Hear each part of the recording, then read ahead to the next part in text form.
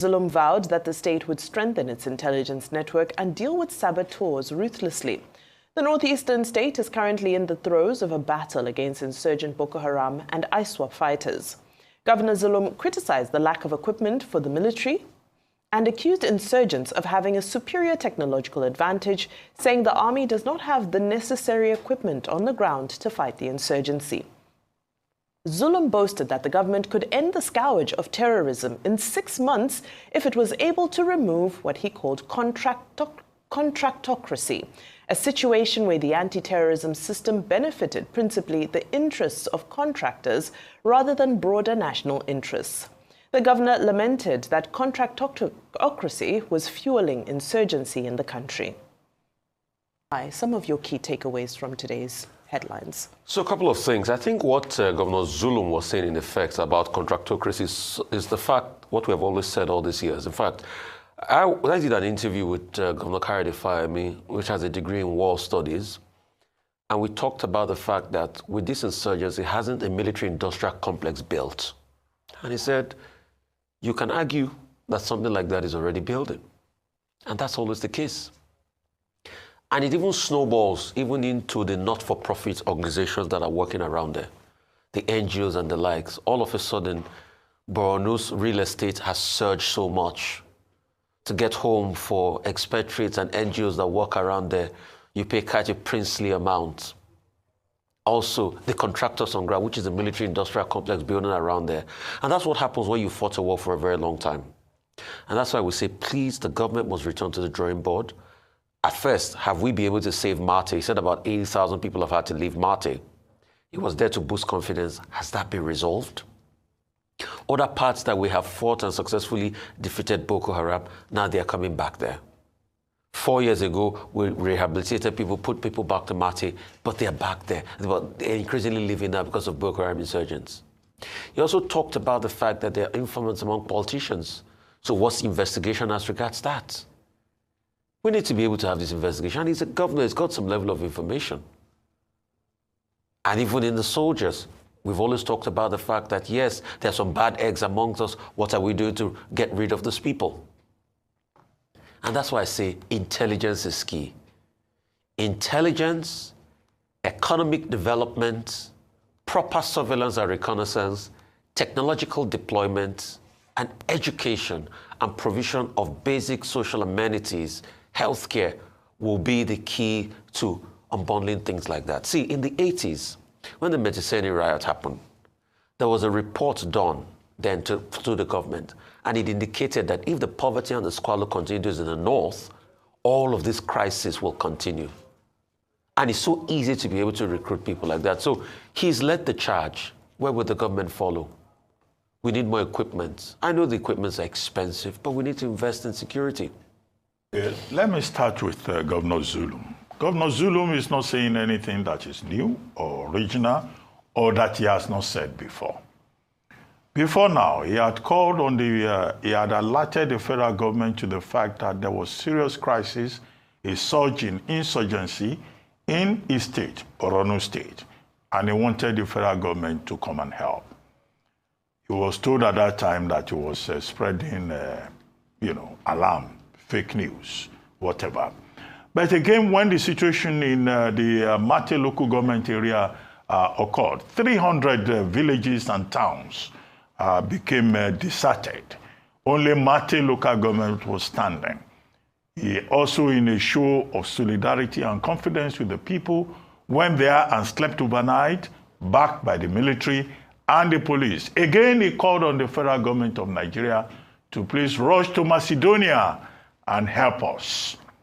And now he has granted an interview on television where he repeated more or less the same things. And what has he been saying? He's saying that contractocracy is part of the problem. In other words, there are some people who benefit from the military establishment who just do contracts at the expense of other people's lives and properties and security in other parts of the country. 2, he said that there are 50 columnists, even within the military, soldiers, who are acting as informants for these insurgents, bandits, terrorists, criminals. We all know that. 3, he said that President Tinubu should ignore sycophants, the people who downplay the issues in the Northeast and tell the president what he wants to hear. And here as governor, as a man that is on the ground, he says he knows what is going on. We know all of this. 4, he said that kinetic approach alone will not solve the problem. He's saying that government has to look at non-kinetic approach, political and economic dimensions. All of this has been part of the narrative up to now. 5, he praises the military, that the military is doing well, and that if the president were to listen to the military will know what to do to be able to find a solution to this problem. Well, it is standard practice for government officials to praise the military, to encourage them to see how they can do more. 6, he said procurement process. We must take a look at that so that the military can get the equipment that they need early enough. So that's how I see all of this. It's not new. What is reiterated by Governor ZULUM is the fact that, look, the battle against terrorism, banditry, insurgency, whether it's asymmetrical or not, has not been won. And government needs to do a lot more. And that the buck stops at the desk of President Tinubu. It's for President Tinubu to listen to him. The only controversial thing that I think Governor ZULUM said in that interaction with the media was he saying, well, he opposes the idea of state police. He prefers forest guards. Well, that can be debated. But this is not the forum for that debate this morning. ZULUM has consistently reiterated the need for greater intervention in Borno State regarding the status of security. He has done so repeatedly and he has gone to the battlefront. This time he's bringing a different dimension and he's talking about the bureaucracy, what he's calling contractocracy. Now, I found this to be quite a salient point because we cannot downplay the impact that corruption and the politics of contracts has on governance in Nigeria. We know that when somebody becomes president or when somebody becomes governor, people move from all parts of the nation to Abuja or to the capital of whatever the state is so they can be closer, all waiting in the corridors of power so they can benefit from one contract or the other.